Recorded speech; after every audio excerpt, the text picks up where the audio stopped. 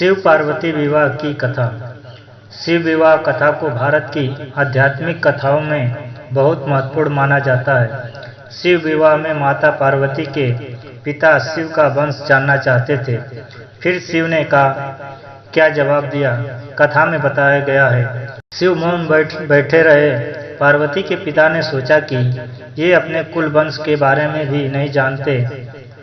तो मित्रों, आइए जानते हैं भगवान शिव की वंश की कथा की परंपरा। इसके पहले आपसे निवेदन है कि हमारे चैनल को लाइक और सब्सक्राइब जरूर कर लें। मित्रों, भगवान शिव और पार्वती की शादी बड़े ही भव्य तरीके से आयोजित हुई। पार्वती की तरफ से कई सारे उच्च कुलों के राजा महाराजा और शाही के रिश्तेदार इस शादी में शामिल हुए, लेकिन शिव की ओर से कोई रिश्तेदार नहीं था, क्योंकि वे किसी भी परिवार से ताल्लुक नहीं रखते थे। आइए जानते हैं आगे क्या हुआ। इसके पहले मित्रों, आपसे निवेदन है कि हमारे अनमोल विचार यूट्यूब चैनल को आप सब्सक्राइब कर लें। मित्रों, जब शिव और पार्वती का विवाह होने वाला था तो एक बड़ी सुंदर घटना हुई। उनकी शादी बहुत ही भव्य पैमाने पर हो रही थी। इससे पहले ऐसी शाही शादी कभी नहीं हुई थी। शिव, जो दुनिया के सबसे तेजस्वी प्राणी थे, एक दूसरे प्राणी को अपने जीवन का हिस्सा बनाने वाले थे। उनकी शादी में बड़े से बड़े और छोटे से छोटे लोग शामिल हुए। सभी देवी देवता तो वहां मौजूद थे, साथ ही असुर भी वहां पहुंचे। आमतौर पर जहां देवता जाते वहां असुर जाने से मना कर देते थे, और जहां असुर जाते थे वहां देवता भी नहीं जाते थे। उनकी आपस में बिल्कुल नहीं बनती थी। मगर यह तो शिव का विवाह था, इसलिए उन्होंने अपने सारे झगड़े भुलाकर एक बार एक साथ आने का मन बनाया। शिव पशुपति हैं, मतलब सभी जीवों के देवता भी हैं, तो सारे जानवर, कीड़े मकोड़े और सारे जीव उनकी शादी में उपस्थित हुए। यहाँ तक कि भूत पिशाच और विचित्र लोग भी उनके विवाह में मेहमान बनकर पहुंचे। यह एक शाही शादी थी।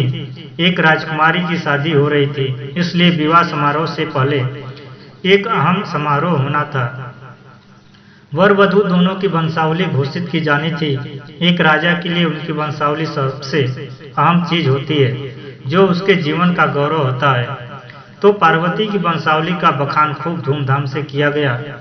यह कुछ देर तक चलता रहा। आखिरकार जब उन्होंने अपने वंश के गौरव का बखान खत्म किया तो वे उसको मुड़े जिधर वह शिव बैठे हुए थे। सभी अतिथि इंतजार करने लगे कि वर की ओर से कोई उठकर शिव के वंश के गौरव के बारे में बोलेगा, मगर किसी ने एक शब्द भी नहीं कहा।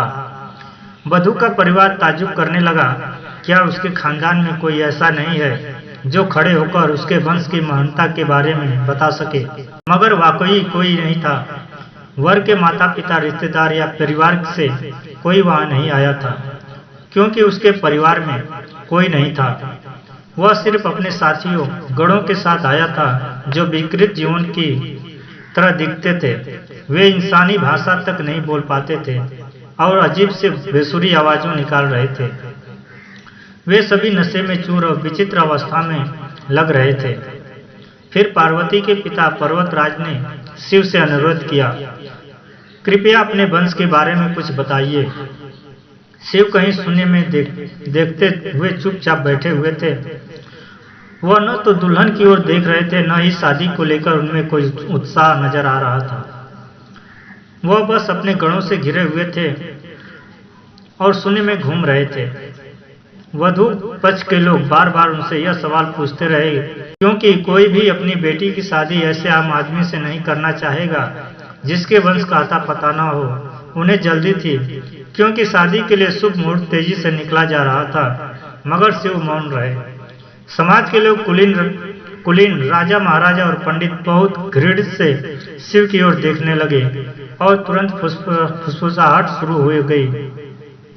इसका वंश क्या है? यह बोल क्यों नहीं रहा है? हो सकता है इसकी परिवार किसी नीच जाति का हो और इसे अपने वंश के बारे में बताने में शर्म आ रही हो। फिर नारद मुनि, जो उन सभा में मौजूद थे, यह सब तमाशा देखकर अपनी बीड़ा उठाई और उसकी एक की तार और उसकी एक ही तार खींचते रहे। वह लगातार एक ही धुन बजाते रहे, टोय टोय टोय। इसे खींचकर पार्वती के पिता पर्वतराज अपना आपा खो बैठे। यह क्या बकवास है?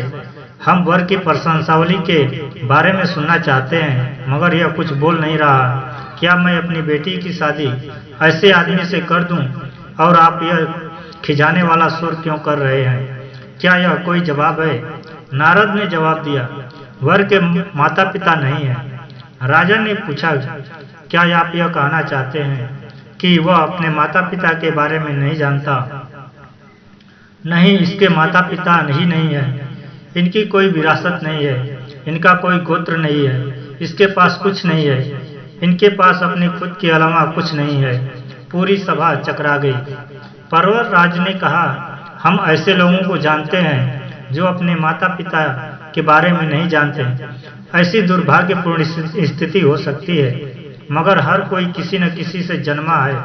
ऐसा कैसे हो सकता है कि किसी का कोई पिता या माँ ही नहीं हो?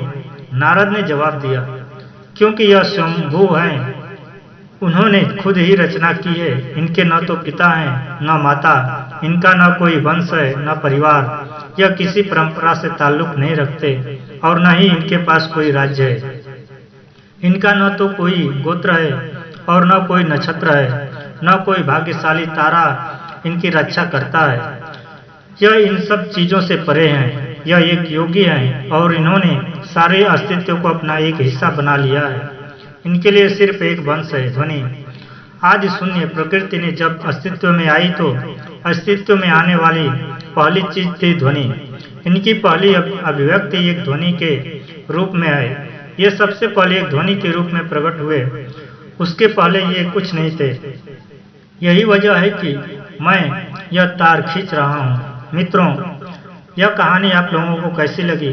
अगर अच्छी लगी तो प्लीज़ हमारे चैनल को सब्सक्राइब कर लें और भगवान शिव माता पार्वती के लिए एक लाइक करना ना भूलें। धन्यवाद।